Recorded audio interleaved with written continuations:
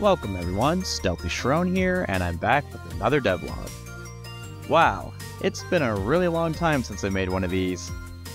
So I just want to use this as a way to bring people up to speed as to what I'm up to, and mark a log for myself before I let too much time pass from the last one. Without further ado, let's get to it. And so the main question is, what have I been up to after all this time? Well, when I look back, it seems like not much.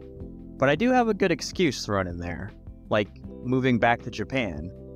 There's a certain amount of planning and preparation that needs to be done for a move like that. However, I will admit that once you fall off the wagon, it is pretty difficult to get back on again. Anyway, all that's done now. My family and I are happily living in the wonderful city of Kyoto, and hopefully from here on out I could try to be at least semi-consistent with my time going forward. There wasn't completely zero game dev time during the last few months though. I was doing some work for Studio Hipsword, of which the Siege of Giamdo is still in full development. For any interested in what I'm talking about, then please check out my previous video from the card above or the link in the description. And if you like what you see there, then please consider wishlisting on Steam, as every wishlist helps with exposure on the Steam platform. It was during this work that I started feeling really self-conscious about my code. Although, admittedly, I'm always self-conscious about it. Anyway, I felt that taking another course could be helpful since it could introduce me to coding practices or techniques I didn't know about, or reintroduce me to things I have been exposed to, but not enough that I really understand the concepts or use them in my own code. I thought about going back to the RPG course I had started from gamedev.tv, but instead I opted for CodeMonkey's somewhat recently released free 10-hour course he put on YouTube. Yeah, completely free, and very high quality too. I was drawn to it because of CodeMonkey's emphasis on writing good, clean code, and how important that is to making a game. Throughout his course, I learned a lot while building an Overcooked clone. I think some of the most important things I got from the course was how to structure a bigger project, proper placing and hierarchy and separation of objects in the editor, and keeping responsibility of scripts to a minimum. The last one being something I constantly forget to do. Something more concrete that I was glad to be re-exposed to were interfaces and state machines. In theory, I understood what they were, but in practice, well, I actually probably didn't understand them as well as I thought, because I didn't use them.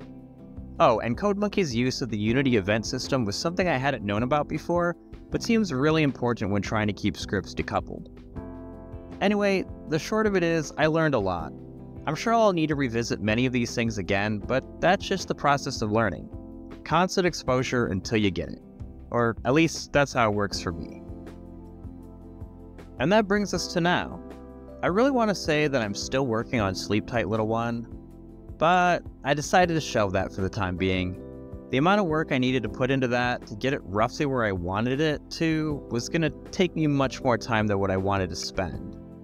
And it wouldn't even be exactly as I imagined because of my lack of skill in using Unity, coding, and art.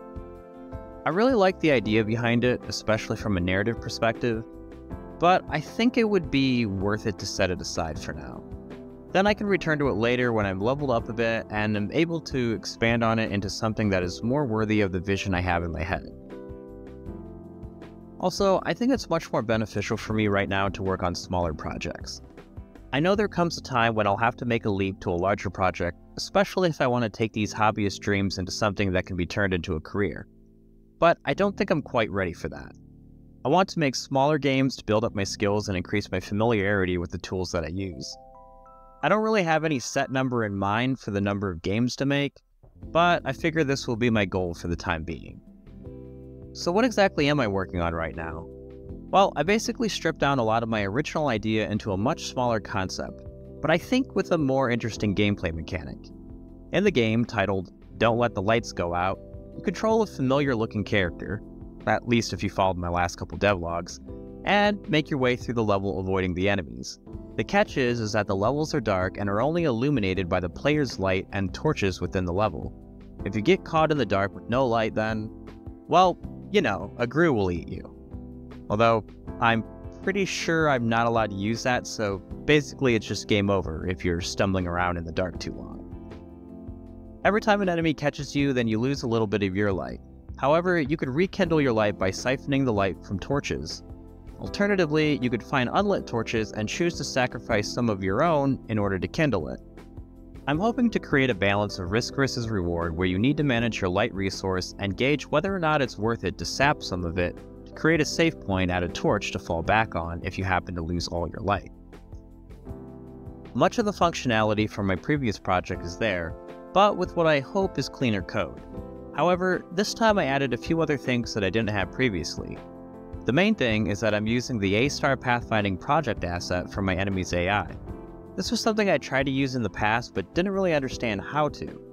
This time around, I figured out how to set it up and have the AI path them correctly. Although there was a weird bug or something where it wouldn't create an accurate area for where the enemies could walk because of something up with the tile map.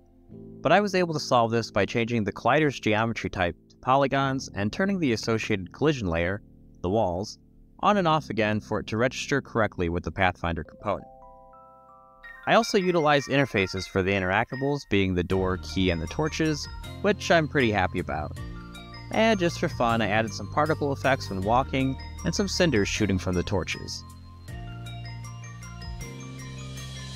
And that about wraps up this devlog. If you want to contact me or ask me a question, then please check my links in the description below. Also, I haven't been really good about it lately, but I do plan on putting smaller updates on Twitter again. Or X, I guess is what we're calling it. Anyway, as always, let me know if you're following a similar journey or whatever it is you guys might be working on, game dev or otherwise. If this helped you in some small way, then please consider leaving a like, comment, subscribe, or whatever it is you feel like doing. Thanks for watching, and have a nice day.